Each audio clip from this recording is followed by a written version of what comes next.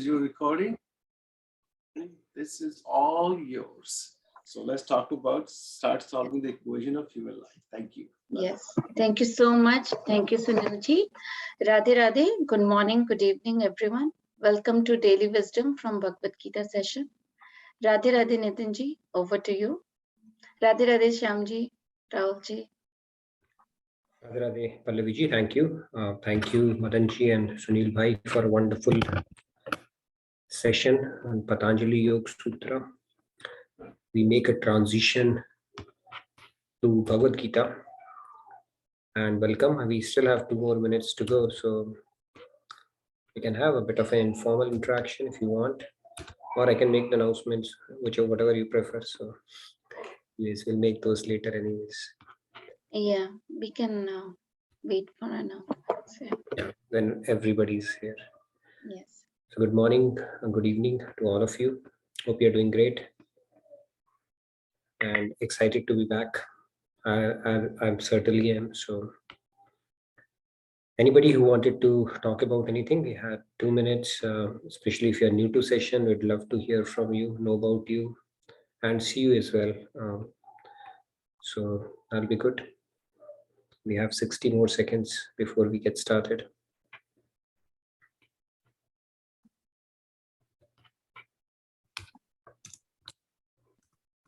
I love your background, Sunil Bhai.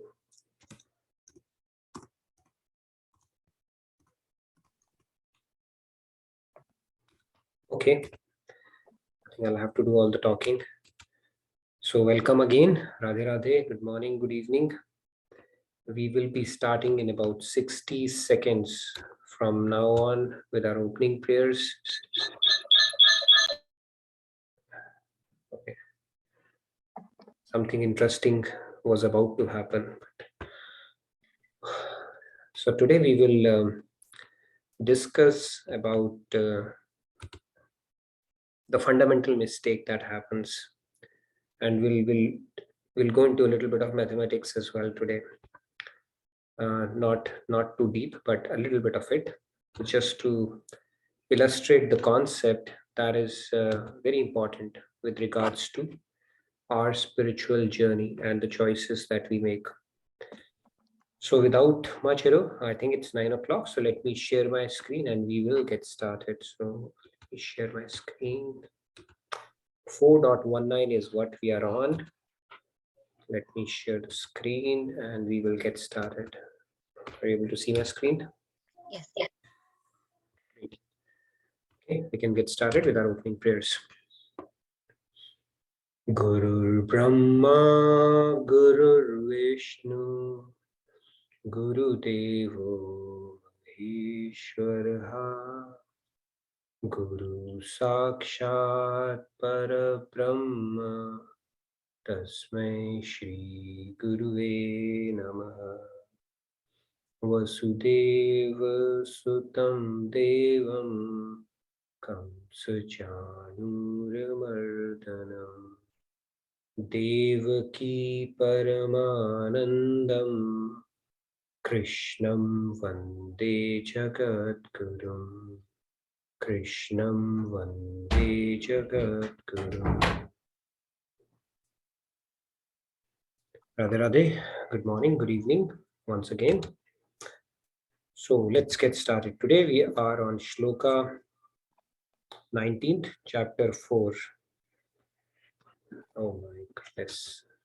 So we'll get started like always. I would recite the shloka and then you're welcome to follow along. Yasya sarve samarambhaha kama sankalpa varjita Jnanagni dagdha karmanam tamahu panditam buddhaha.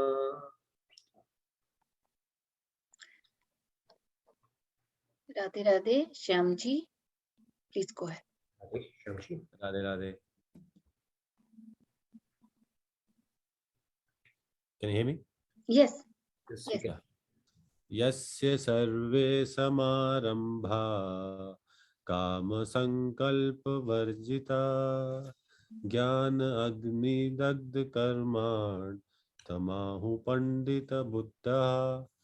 Sorry, I went off track. Mahu panditam buddhaha. Tamahu pandit buddha. Panditam buddhaha. Meter. Panditam buddha. All right. Let's move. Yeah, Radhe Radhe Ramya ji, please go ahead. Radhe Radhe Ramyaji. यस्य सर्वे समारम्भा कामसङ्कल्पवर्जितः ज्ञानाग्निदग्धकर्माणं तम् आहुः पण्डितं बुधा. Very nice. Thank you. Shri Ramyaji. Yeah, Radhe Radhe Sandhya ji, please go ahead. Radhe Radhe Radhe Radhe. यस्य सर्वे समारंभा कामसङ्कल्पवर्जिताः ज्ञानाग्निदग्धकर्माणं तमाहुः पण्डितं बुधाः. Buddhaha. All right. Very nice. Okay. Who's next? Asha ji, Radhe Radhe, please go ahead.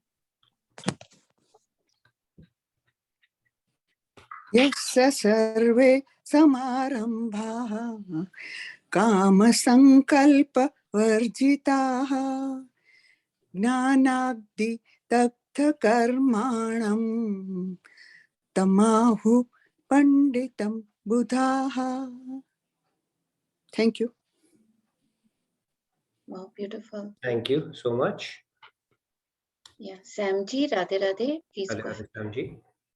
Radhe Radhe यस्य सर्वा समारंभा काम संकल्पवर्जिता ज्ञानाग्निदग्ध कर्माणं तमाहु पंडितं बुधा. Radhe Radhe. Radhe Radhe. Very nice, Samji. Okay, we can take a few more hands. Yes, Venkat ji, Radhe Radhe, please go ahead. Venkat ji.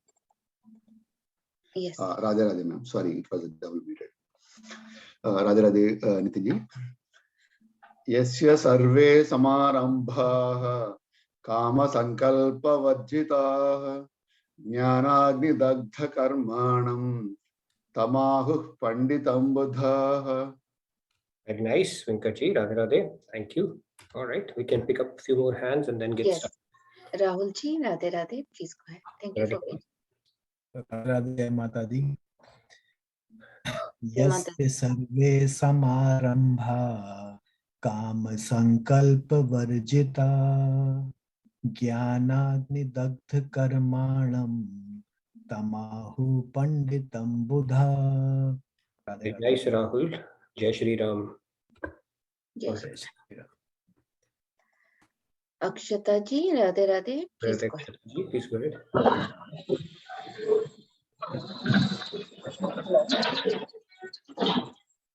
Radhe Radhe Yes. यस्य सर्वे समारम्भः कामसङ्कल्पवर्जितः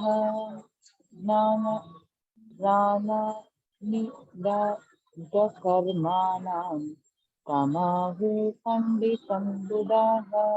Very nice. Jnanagni dagdha karmanam.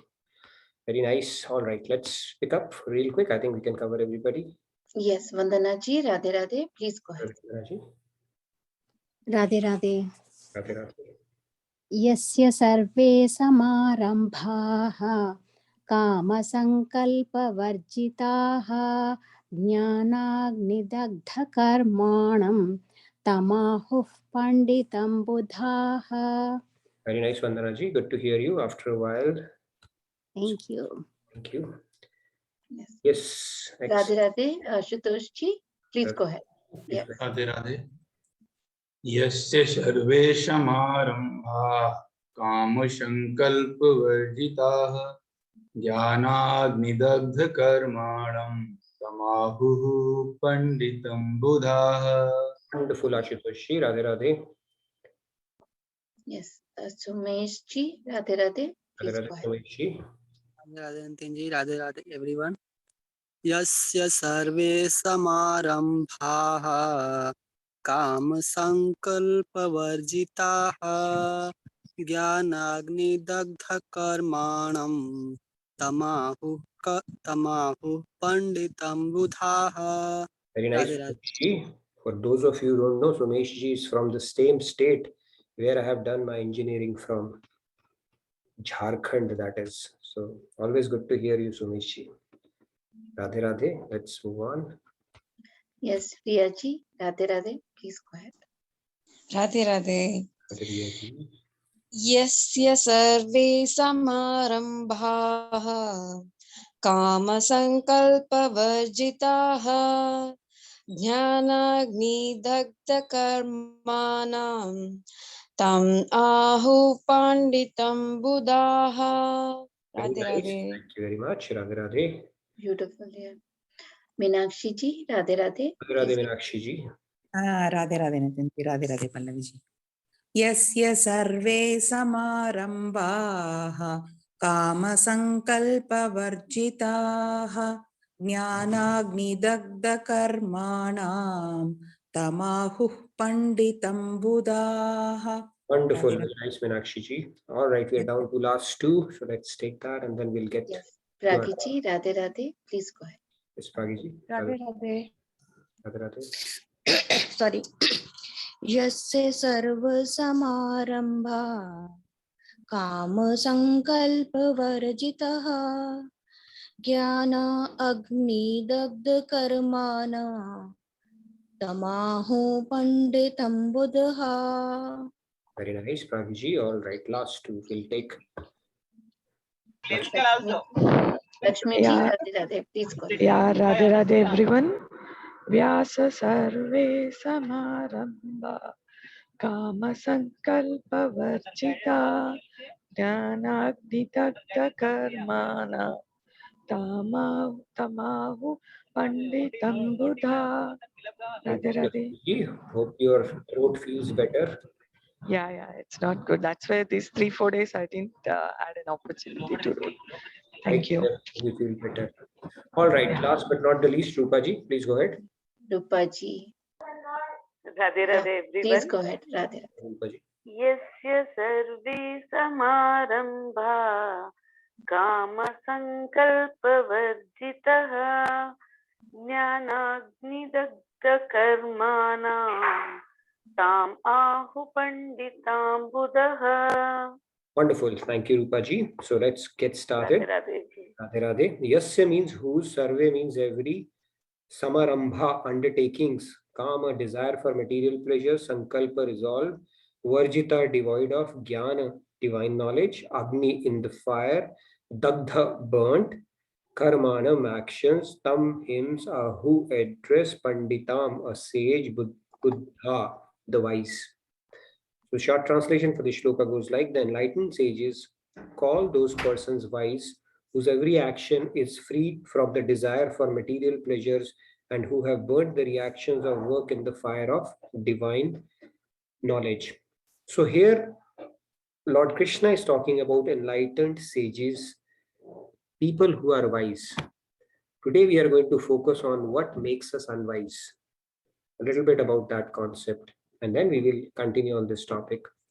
So let's get started. To begin with, this is what we are going to tackle today.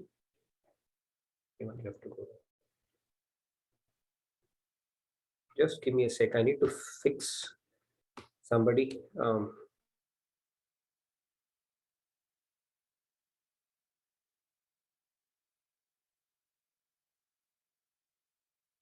Okay. All right. So today we are going to discuss about this concept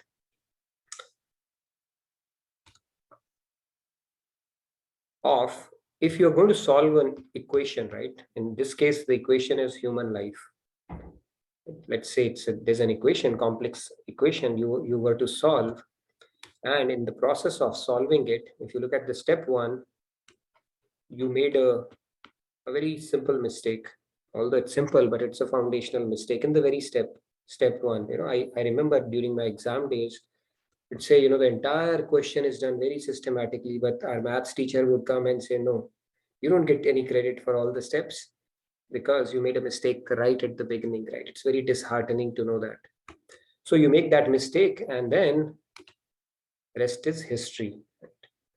So what we are going to discuss about the concept is what happens when we start solving this equation and we make a step one mistake.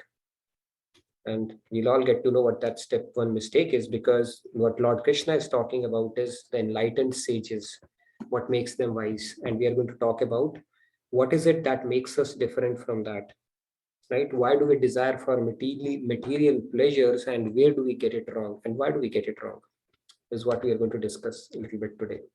So let's get started through some foundational. So we all seek bliss. It's a concept we have beaten to death, but there's no harm in repeating it again.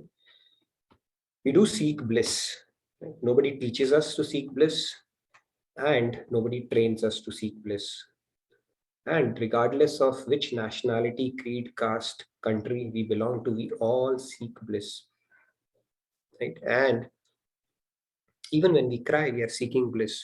Nobody's going to penalize us for the fact that we are crying or being sad, but then we cry, and that is also another way of alleviating the pain that we are facing, right? So we all seek bliss, and it's a very fundamental concept to spirituality. Why do we seek bliss? And this is what, let's look at it again. We'll reiterate this concept. So this is the water cycle we have learned in our science when we were kids. So the rain, it falls into the ocean, and then from ocean, the water vapors, they come, then the condensation happens, it forms a cloud, then it rains back, or it may snow, but eventually it will flow down into the river and then come back to the ocean. So this whole cycle repeats. Something which came from ocean eventually came back to the ocean, right? The cycle is repeating. Even some more examples, if you look at it, right? Even if you look at the example of earth, something that comes from mud goes back to the mud. Apple, as you have seen, and even the stones, they all fall down. Something that comes from the mud eventually goes back there. And that you can extrapolate that concept to our body as well. We are made up of Panch Mahabhut. We are actually nothing but a recycled atom, and we go back to mud finally.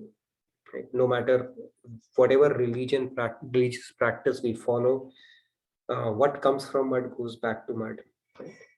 It's a very interesting concept if you think about it. For all you know that, and everything is a derivative of mud if you look at it. Right? The carrot that you're eating could be a recycled atom of our neighbor. You never know.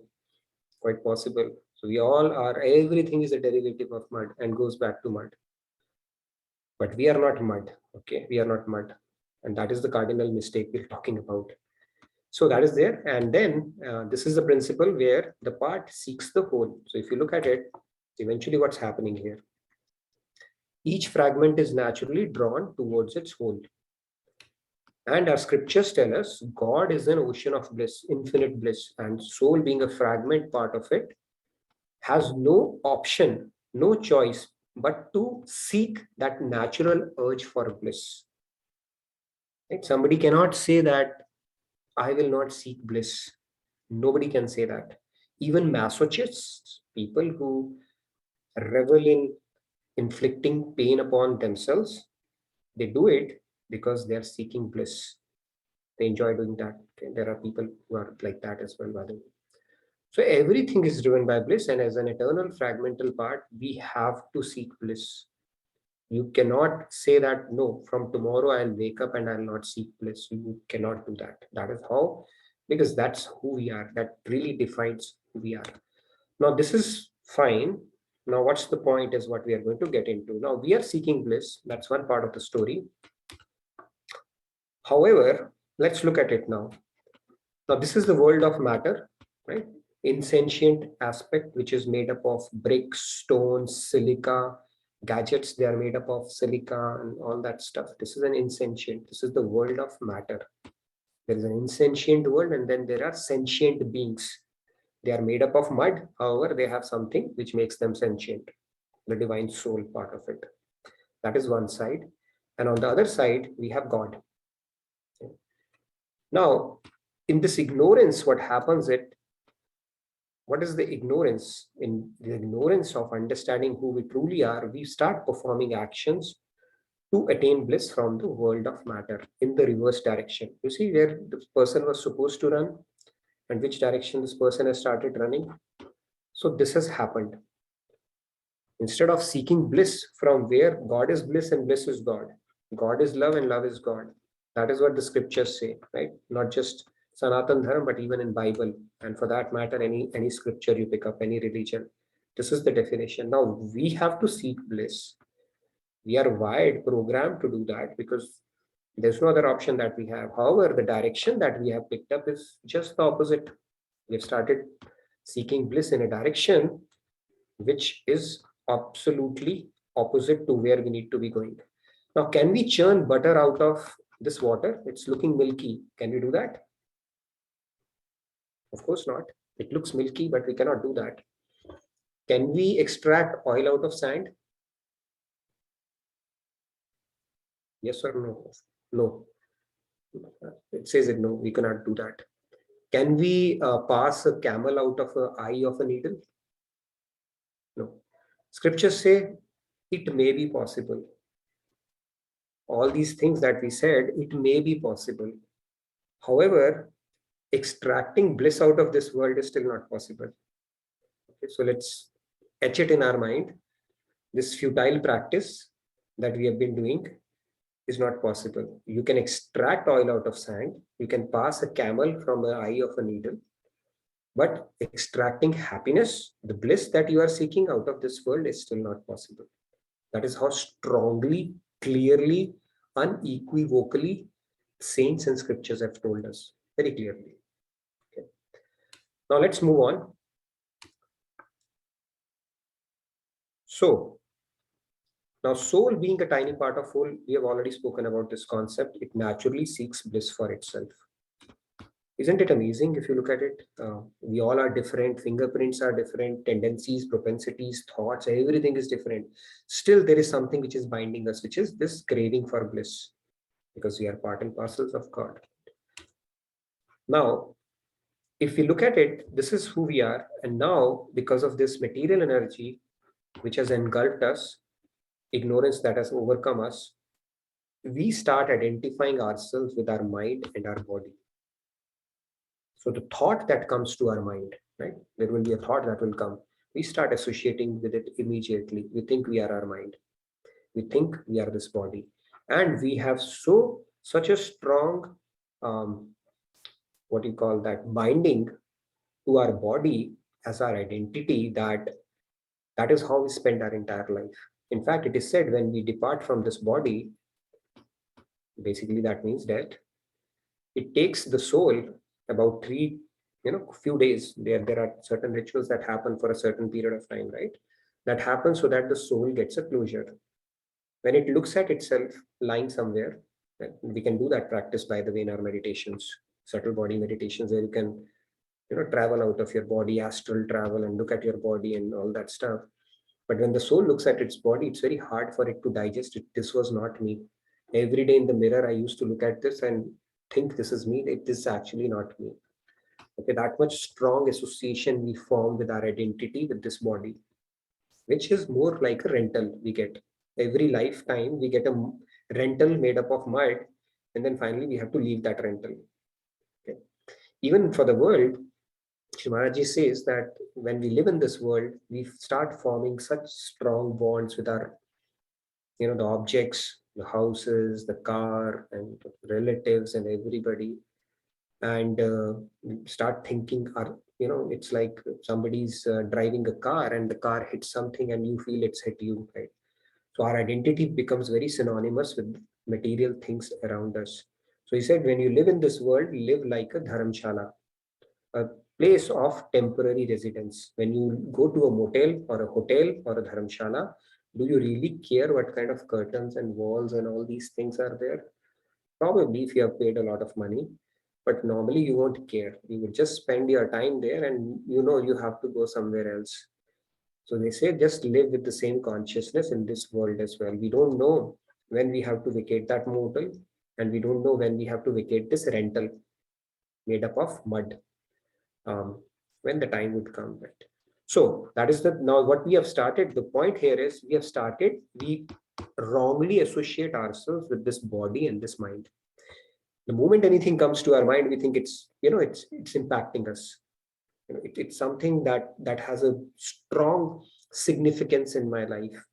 And that is where scriptures tell us, learn to dissociate. If you can read your mind, that means you are different from your mind. If you say my body, that means you are not the body. If you say my mind, that means it's not you. When you say my house, that means you are not the house. Same concept. And if you have an ability to read something, dissociate with that means you are something different. What is that I? That I is constant, right? Our body is also changing. Every 7 years, the entire atoms, they change. But there is still an I. Now, if somebody commits a murder, like that BMW case happened, you run over somebody, and after 7 or 14 years or 21 years, a judgment is pronounced that you are found guilty, and you come back and tell the judge, no, my cycle, I have, my whole atoms and molecules have changed, so that was not me.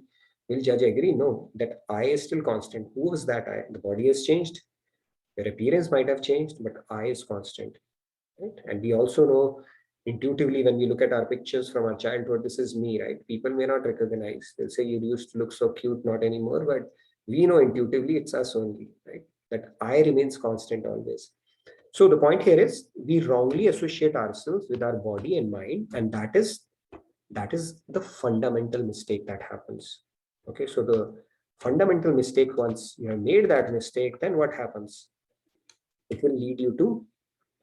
So before we get there, let me introduce another concept here. What is the 8th wonder of the world? Does anybody know that? Wants to take a shot at it? Don't raise your hand and say myself, okay? That is not acceptable. Anybody knows? Yes, Ramya. Yes, Ramya ji, please go ahead. Radhe Radhe. I think I can make a guess. Yudhishthir Maharaj was asked the same thing by a disguised Yamraj, and he said that everyone, they'll be seeing other people dying, but they will live and act in such a way that they will never die, and that is something which wonders him. Maybe that. Okay, yeah, you're going scripturally, and don't worry about it. It's something I cooked up today. Okay. Yes, this actually happened when Pandavas were fetching water, and one by one Yaksha was consuming them. And then Yudhishthir goes there, and then this Yaksh asks him a question, Kim Ashcharyam? Kim Ashcharyam? What is the most surprising thing in this world? And then he says the most surprising thing in this world is we are seeing people dying left, right, and center, and still we think we are immune from it. Right? That reality does not strike us, that tomorrow we may not even wake up. A few days back I was reading about, used to be one of my favorite cricketers, Shane Warne. So this guy, he did not wake up one day. And guess what he was doing the previous night? He was actually paying homage to another cricketer who had died. So he had tweeted about him, and next morning he did not wake up. That is the irony of life. KK, I was reading that KK, right? Not too aged. So nobody knows actually when our exit might come, right? So that is and then still at the same time, it doesn't hit us very hard that, next moment could be our last moment. Nobody has a clue. If people knew, I mean, a lot of people will get some signatures done and a lot of stuff you can get it done, right? If somebody can time it, nobody has any clue. So that is the thing. Now, okay. Yes. Yeah, I was about to say the same thing what Ramya ji told, but I saw one more hand raised, Sashi ji, but now she is put her hand down. Okay, no worries. It's not a spiritual question. I just put it just to show you a concept here. So I'll ask you a question now. Now, which one would you choose? If you take a rupee now, which will get doubled each day for 30 days, or you will take 5 crore now? Which one would you settle for? Anybody? We have a lot of mathematicians here. Yeah, option 1 should be. Okay, Shyam, go ahead. See what you will settle for. Yeah, Radhe, option 1. Yeah. Option 1. Choose option 1 too. Shashiji, yes. Yes, Shashi ji, Radhe Radhe, please. Hanji, Radhe Radhe. I will take option 1. I think we've got all smart participants here, so it's a futile exercise. Manishi, you wanted to add? I think you'll set it. Yes, Manish ji, please go ahead. Yeah, option 1 as well, because it'll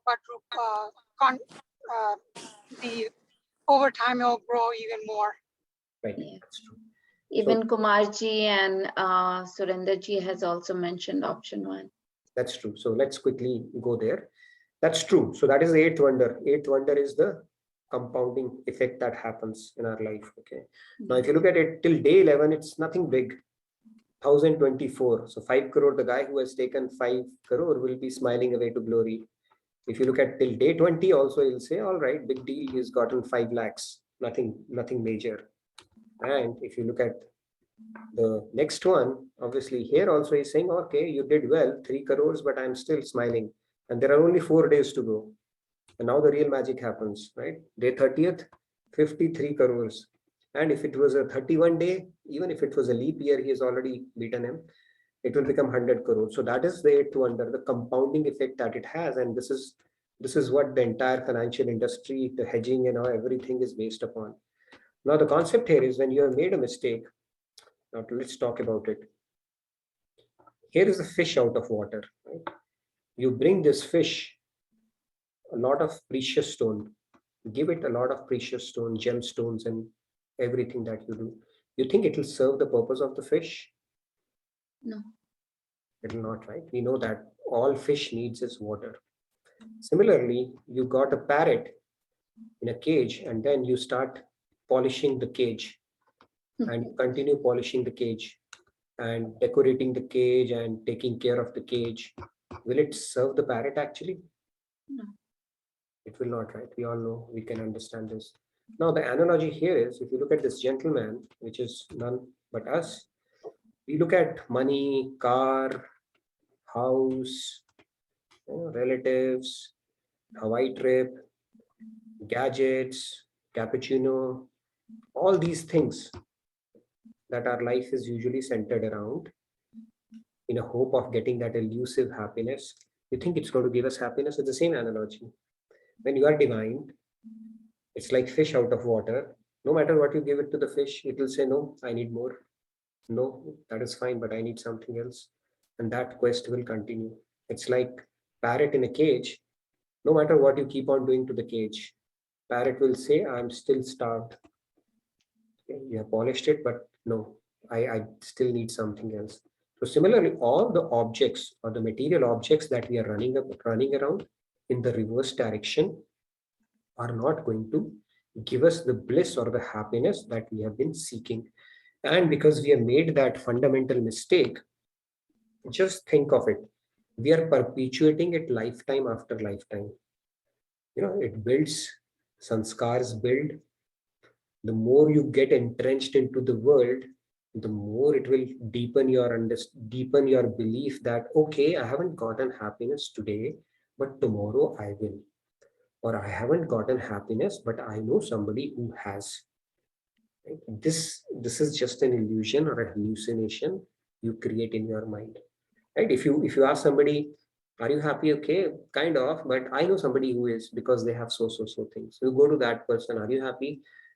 Kind of, I'm not, but I know somebody who is. You go to that person, are you? So no, but I know somebody. So this is an illusion our mind creates, that today I haven't gotten happiness, but one day I will. If I have this, I'll retire and then be happy. Or I'm not happy, but the other person is, because they have this. You ask the person and the same thing will continue. But truly, it's not possible, right?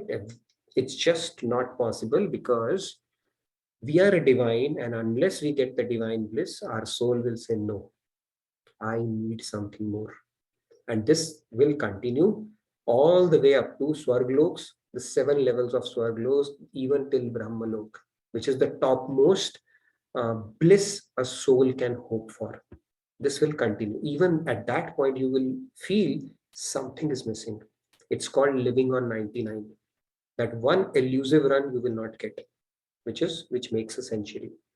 So it's a simple principle. Very clearly, scriptures have told us that what you are doing is a futile exercise. And don't perpetuate this issue, because if you don't understand it, see it in perspective, then it will become your sanskars and it will have its compounding effect, which is happening. So if you ask people, hey, this is the thing, you think it can happen overnight? Of course not. If you ask somebody who's into drugs or who's into smoking or who's into alcohol, is it easy for them to give it up? No. It takes systematic desensitization over a period of time once that person is intellectually convinced to actually get them out of it. And we are serial offenders across multiple lifetimes. You think it will happen just like that? Of course not. So now the question here today is, tomorrow we will get into, not tomorrow, maybe later. So the question that I would pose is, how can we make this compounding work for us? Is the question. Okay, this eighth wonder of the world that we spoke about, how can we make it work in our favor? Because see, it's a double-edged sword in both cases. If something can have a compounding effect on the negative side, it might as well have positive impact on the, positive impact if it is properly channelized as well. And that is where we have spoken about the law of incremental growth as well. So let's have a bit of a discussion around this concept that where we are seeking happiness. Now, if you have been roaming around in a wrong direction, what is it, how we can make it work to our favor? That is the whole thing, right? Even the hedge fund managers do that. The movement, they make it work in their favor. So how do we make it work in our favor? When we know this tool of compounding growth is available to us wherever we put our mind to. Okay, let's do that. Have a bit of a discussion around this concept. This is an important one, or any other question that might come to your mind based on the discussion we've had so far. Yes, I see Surendraji's hand raised. Surendraji. Please go ahead. Radhe Prabhu. I only wanted to share, Nitinji, that Indian government has created in 2006 a special act known as the Micro and Small and Enterprise Development Act 2006. It has the compounding effect in this section for the small scale industries. Those who are not paid by the big buyers, mostly public sector undertakings, they have to face the penal interest, which is compounding. I give you a small example. In my own case, I supplied something for 2.74 lakh only. Yesterday, 31st of May, the public sector undertaking has deposited 40 lakhs for not paying the amount in 2012. Just imagine the effect of compounding in the real life. It is compounding. That's why I'm saying it's the eighth wonder of the world. Okay. I thought I should share with you the effect of the enactments, imagination of the bureaucrats such as in India. Yeah, I got it. Yeah, that is how powerful compounding can be. So when you make a mistake, right, and you keep on building on that mistake, you're actually having a compounding effect because it is deepening our belief that there is happiness in this world. So first of all, it will deepen our sanskars. There's no getting rid of sanskars unless we work consciously towards it. And then it takes us deeper and deeper and deeper into the world. So what do we do? How do we make it work in our favor? Like Shri Maharaj Ji explains it very nicely, this concept that you are supposed to go to Kanpur and you took a way towards Delhi, right? Or let's say you were supposed to go to Kanyakumari and you're walking towards Kashmir. Then what do? Turn around. Just turn around and take the right direction at that point. Or that systematic desensitization can start happening, right? We will show, like a drug addict will show withdrawal symptoms. It's not going to happen just like that. Your mind will not cooperate. It will say, no, come on, enough of this. But then that process has to begin, basically. Now, when the direction is incorrect, we have to start turning around and taking those baby steps towards it so that our efforts are directed in the direction where it's actually taking us closer to the bliss that we are seeking and not further and further and further away from the bliss. So, yeah, that's one part. Yes, quite a couple of hands raised. Let's hear from them as well. Yes, Sandhya ji, please go ahead. Yeah. Radhe. Sandhya. Yeah, I think how we can possibly make use of this eighth wonder is by dovetailing all of this towards God. I mean, like be in this material world, but practice karma yoga. So all of this then will automatically we can make the benefit of it. And as you said, it will be systematic desensitization. It won't happen like in one click, but we have to practice and then we can make use of it. True, great point. And see, the benefit of compounding on this side is that on the other side, obviously, you are doing the compounding through your mind. In this side, the benefit is that you draw God's grace as well. So when it is coupled with God's grace, you can only imagine. But that initial thing has to happen. Let's say, right, sadhan bhakti is something you do. That is the preparatory stage. Then siddha bhakti is when God's grace starts getting mixed into it. So if we can reach that stage where we have started to draw his grace, one can only imagine how much we can progress on this path. Right? That is the beautiful. The other part, obviously, it takes some time and reversals, and then are like, okay, maybe there is not so much. But this path, once you pick up, God's grace start getting mixed into your effort, then wonderful things can happen for sure. Great. Yes. Yes. Shashi ji, Radhe Radhe, please go ahead. Hanji, Radhe Radhe, Nitin ji. I would like to do, keep on contemplating that I am not the body, I am the soul, I am a part of God, and the happiness is in only God. So if I keep on working on that, slowly, it will become, it will drill in, and that would help me, in the long run, and I try to, that will help me to achieve my goal if I keep on contemplating on this.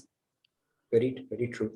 The contemplation of knowledge is, that is why we are sitting here. We keep on revising the concepts and we keep on training our mind to tell us that, this is the real deal, basically, which will take us closer to the goal of our life and the bliss that we have been seeking since time immemorial.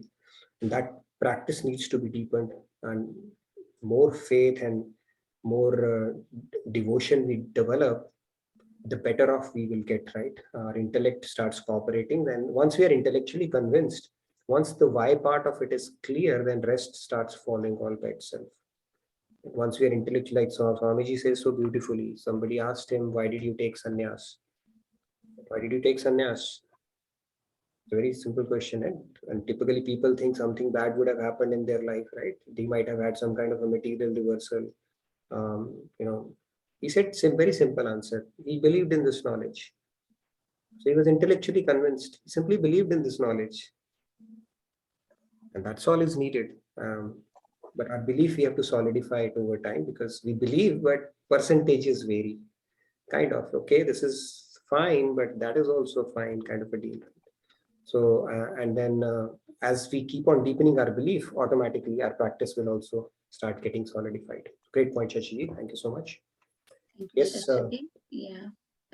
Ramyaji, please go ahead. Radhe Radhe, I wanted to check that our negative sanskars also would have compounded, right, over so many lifetimes. They must have also been very deep rooted and very difficult to come out. So, I feel like it's a very difficult situation we are in. True. So it's like digging a pit for yourself. When you get into that vicious cycle of having a negative mindset, those sanskars will have to climb sooner or later. And that is why we need, every thought that comes in our mind, we need to be very careful about it. If we let the weeds grow, more of it will come, right? In Canada, they say, choose your rut wisely. Because when you are driving, if you pick up a rut, which is a snow path, and if you pick up a wrong rut, for 15 kilometers, you are stuck there. So it said, choose your rut wisely. And rut in our case is the thought pattern that we start developing, neuroplasticity, right? They say the neurons that wire together, fire together. So the wiring of our neurons, if it is negative energy, lower nature, envy, anger, hatred, then we are creating those channels in our mind, which is sanskar wise also bad, lower energy, more homework for future. It's just not good for us at all. So that is why we need to stay away from lower energies and tap into our higher nature, because it is counterproductive otherwise for us. So by the way, tomorrow what we will discuss is, it's a very important concept. I thought it was an opportune moment to do that. This shloka will continue. We just picked up one aspect of it today. There's more discussion needed on that. One of the ways, which is a bit counterintuitive, even in this world, obviously we cannot extract bliss out of it, right? Our scriptures tell us in the material world. But then the endeavors that we make, right? How can we purify those endeavors so that we fast track our journey? So it said it's in giving you shall receive. So at least if we start making that mindset operating in our material world as well, that will be helpful for our journey, and it will make it a satisfying journey along the way. Even though we can't extract perfect bliss out of it, but we can make this journey enjoyable. And that is a concept we will discuss tomorrow, looking at Juno and Radha Krishna. Okay, it's a very important concept. It's in giving you shall receive. It's a very counterintuitive concept, but when I heard it for the first time from Swamiji, I was blown away. It's a very, very beautiful concept, and we'll discuss that in detail and have a good discussion around that as well. So yes, let's hear. I see Rahul's hand raised. Yes, Rahulji, Radhe Radhe, please go ahead. Rahul. Radhe Radhe. I think Nitinji, when you had mentioned in some previous sessions that if we love God or Guru by X amount, then they have to love us also by that X amount. So I think that this also probably doubles whatever we are trying to do, probably the bliss or the whatever we are trying to become closer to God and Guru, that actually multiplies. Yeah. So that is what I was thinking. Yeah, when we are doing the Karma Yoga and all that, if we have that concept in our mind also, then we are reaping probably the double benefits of whatever Purusharth we are trying to do. Mm-hmm. Very true. These acts actually draw God's grace. Swamiji tells very clearly that when we are willing to exert ourselves on this path, it draws a lot of grace of God. When we do sacrifice purifies. When we are doing even Bhagavad Gita, reading Bhagavad Gita or spending time, understanding the scriptures or contemplating upon that is called a sacrifice of intellect. That also draws God's grace. And when we start drawing God's grace, gratitude draws God's grace. Equanimity draws God's grace. Trying to tap into your higher nature and trying to conquer your lower nature also draws God's grace. So it's like, okay, give me opportunity to untie my hand so that I can give you more of grace. Okay. And other aspect, very beautiful concept is, it says even when God and Guru, they have to grace you, right? They will give you seva. Because they cannot be whimsical that giving it in free fund. So that is the importance of seva as well.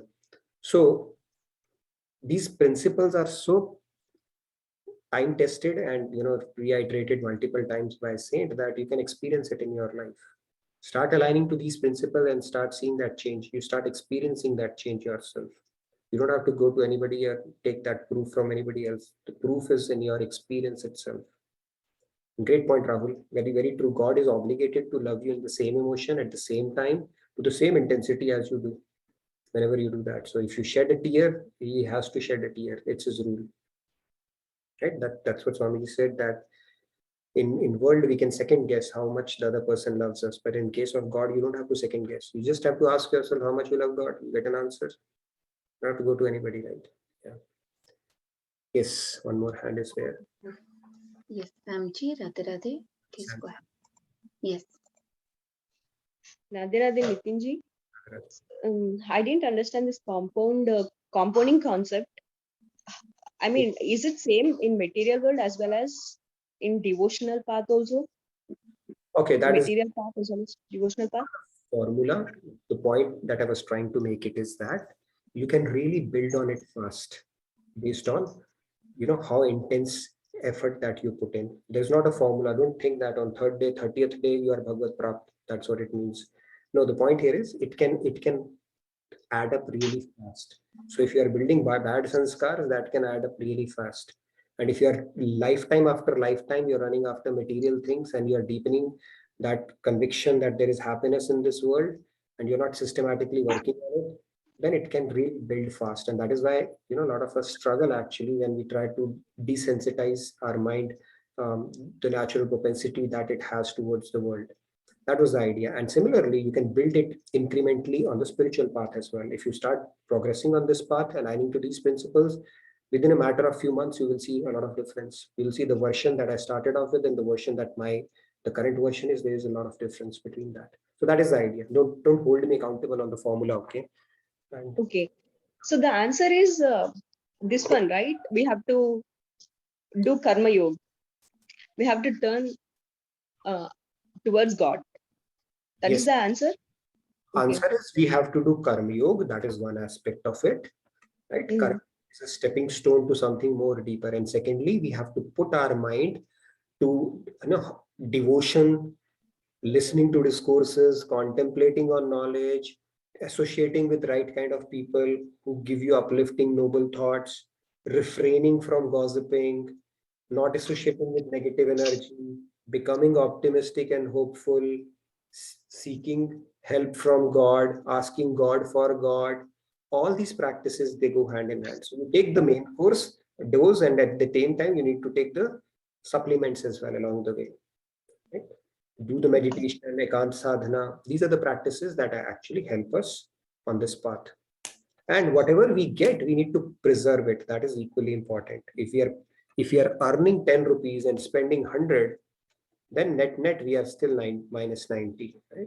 That is also very important. It is called kunjar shachivat. Like an elephant, it goes and takes a bath, and after that, it takes a lot of dust and puts it on itself. And that is usually the story of our life. When we go to temple, our spirituality ends as soon as we step out of the temple. So that should not be the case. It's a way of life, and we need to extend it to every walk of our life. Swami Vivekananda said, no work is secular, everything is devotional.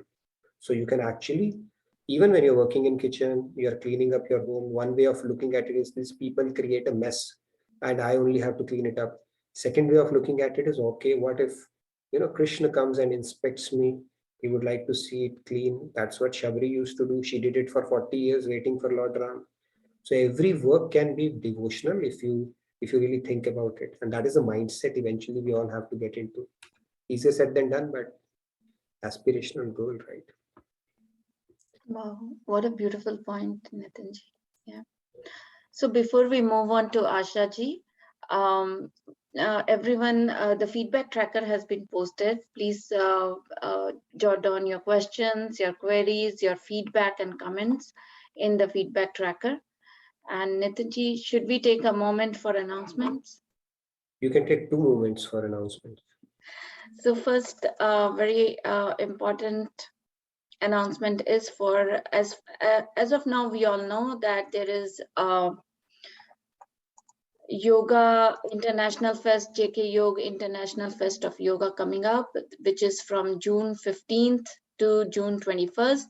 It is a wonderful, wonderful event. I have attended it before as well, and I have really gained so much, especially so many information. It is like a personal guide to holistic health and inner bliss.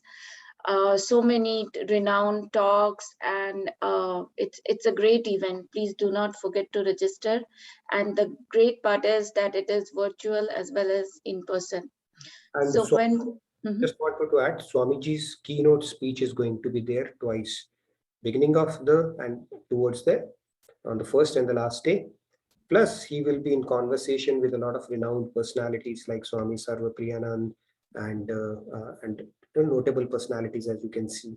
So check it out. There's a lot of good. Wow, that's amazing. Yeah. Please continue. Yes. So when we are talking about the International Festival of Yoga, we are looking for volunteers as well. So there's a lot of volunteers opportunities for helping us in building a team. And to get this event, this mega event a success, we all are looking for a lot of volunteers. So please, either in person or virtual, anyway, whatever way you can help, please sign up. Please reach out wherever, if any way you can offer help, or you get opportunity to serve during this time. So please reach out to JK Yog. And I have shared the link so that you can register over there and you can say if you're interested in any seva opportunities, please go ahead and put that in. Apart from that, there is upcoming event which is about I think people are looking towards this one, which is grand inauguration of Radha Krishna Temple in Bay Area, Yeah. which is on Monday, 4th July to Sunday, 10th July 2022. Yeah, if you're Maybe in I'm India- reading it wrong. It's 4th July to 10th July. Is that right? Yeah, I believe so. And do check it out on the website as well. It's a great opportunity, Yes. especially Yeah. if you're in or around Bay Area to attend this event. Yes, it's 4th to 11th. Wow, it's kind of like in presence of Swami Mukundanandji. Wow, that is a great event. So that will be in Bay Area. I can share more details here about the temple, Sure.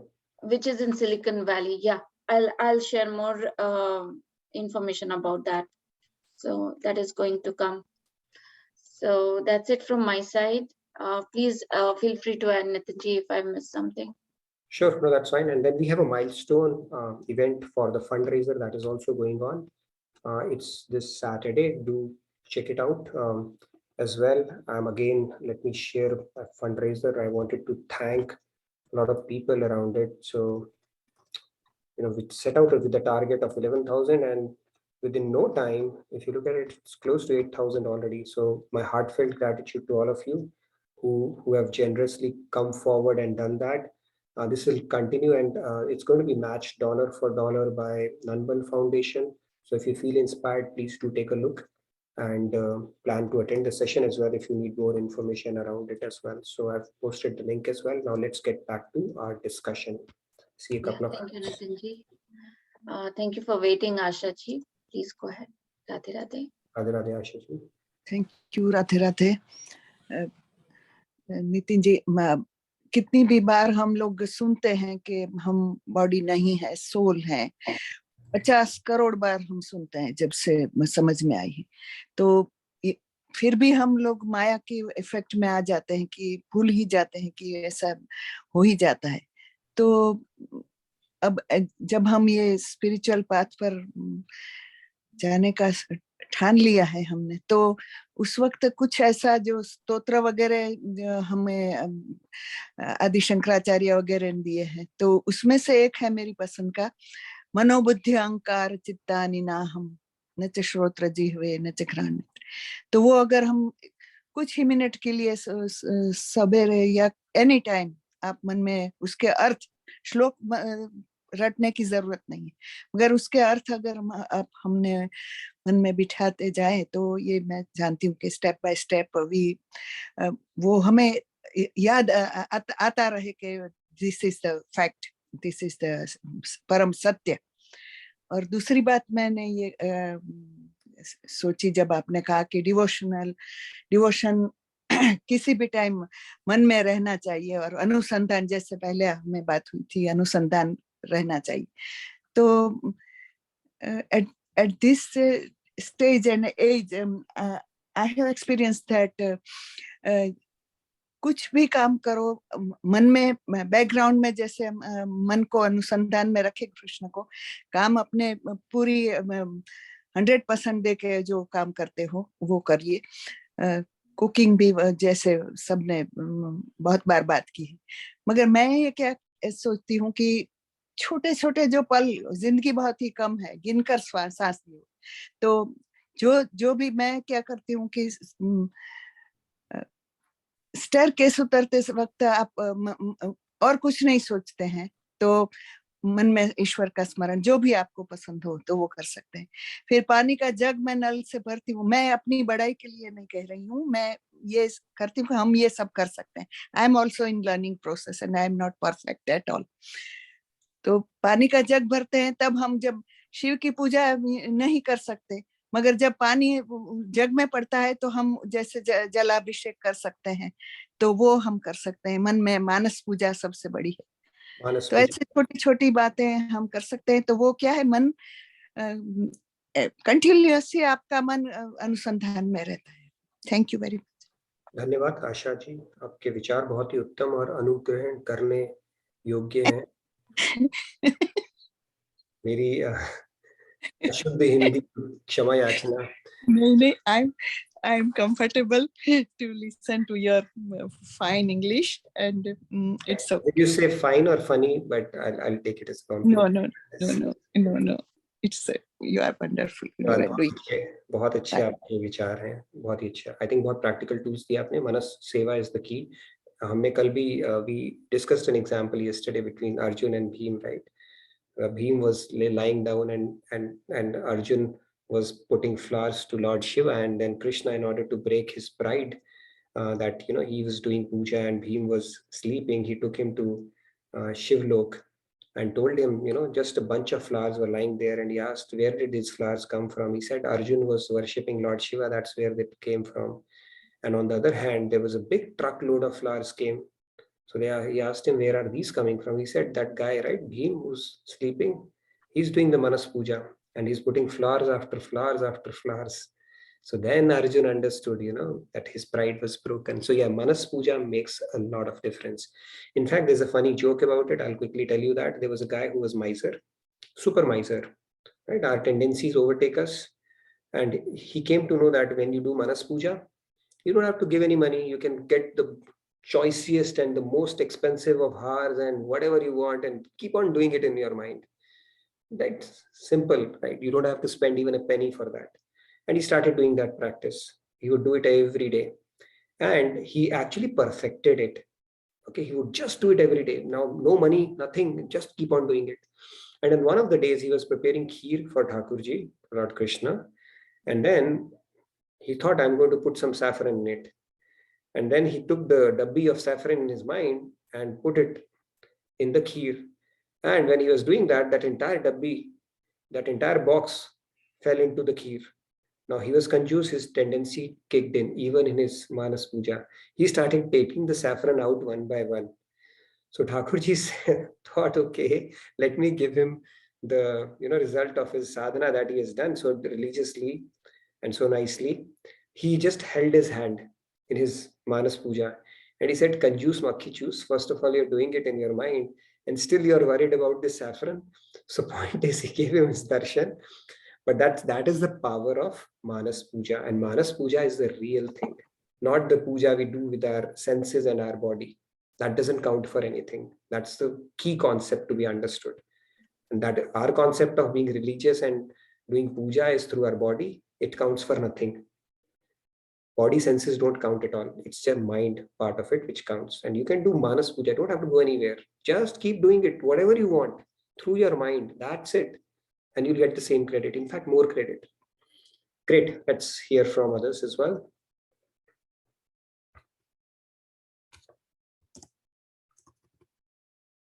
Pallaviji, if you won't call out, nobody will talk.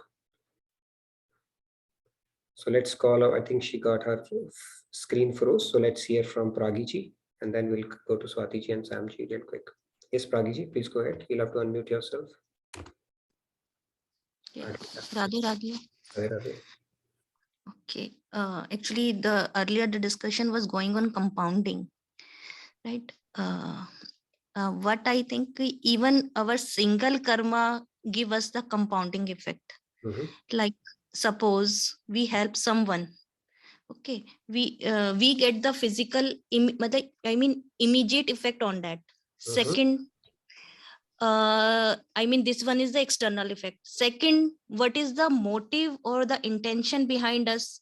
Like suppose we help as a friend, then it becomes our generosity. Suppose if we help that person, when our guru said to this, we help that one, yeah, or some our elders said, then it becomes our obedience.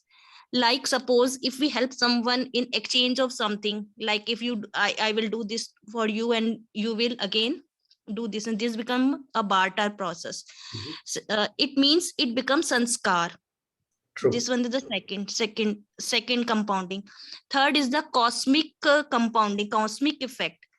It will come back to us. Whatever we do, it will come back to us in some way. or in some time.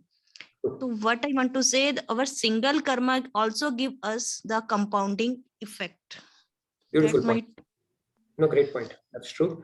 And tomorrow we'll talk about the karma, the mindset that we can have so that our compounding is really working in our favor. And that is what we are going to discuss through a beautiful Jhula Leela of Lord Krishna and Radharani. All right, Swati ji. Thank you so much, Pragi ji. Beautiful points. Over to you, Swati ji. Yeah, Radhe Radhe. Radhe Radhe. What we can, I started doing is bringing positive thoughts and purifying our mind, because that is the main thing. First, we have to get purified our heart, and with that, doing seva. So sadhana and seva. This is the only two aims what I have kept in my mind, that I should focus on this thing. Full day if you engage in seva, yeah. There's a third S also. Seva, sadhana, satsang.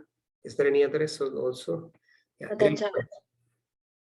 In fact, it is said the seva is the fruit of your sadhana. Seva mein hai meva. Right? If we do sadhana, we will develop. If we simply do sadhana, we will develop the sanskars of kubja, self-seeking.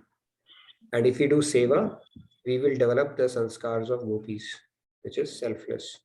So seva, after a while, the devotees, they even give up the sadhana, but you have to do sadhana. First, sadhana has to go hand in hand with seva, and then seva has to be an integral part of your life. It's like food and water, which is more important, both of them are. Great point. Yeah, thank you. Radhe Radhe. Thank you so much, Swati ji. Yes, Sam ji. Now come the toughest question of the day. Okay. Yes, so not at all. Yes, please. Okay. No, not at all a tough question, Nitinji. So while doing service, maybe say cooking, you said like in previous sessions, if our desire is aligned, is for the pleasure of God, whatever we do will not accrue us karma. That means in the process of cooking, if two people are cooking and if someone is not doing good and if we beat or scold them, that means the reaction won't come to us, right? You scold them, basically? No, sorry. Can you explain the situation to me? It's like, No, okay.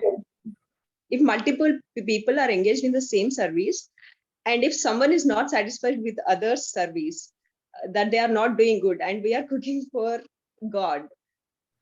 True. So see, we lose that. It's a very higher concept. See, even while doing seva, we lose the big picture part of it. We are humans, right?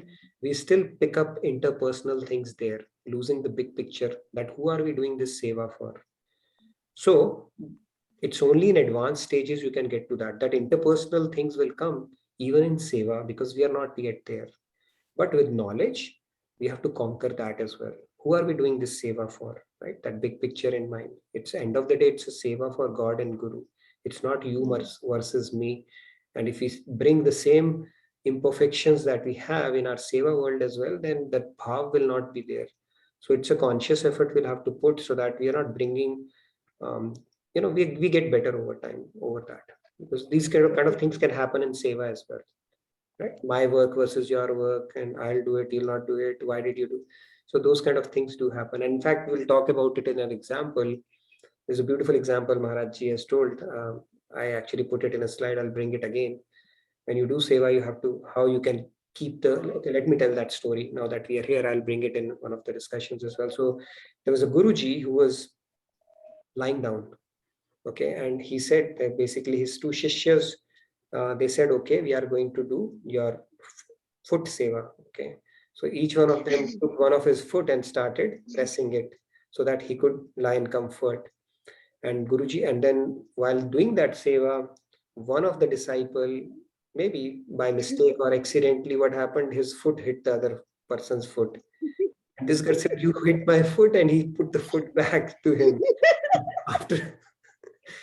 After a while, they were fighting with foot, right? And then Guruji wakes up and say, do you know whose seva are you doing?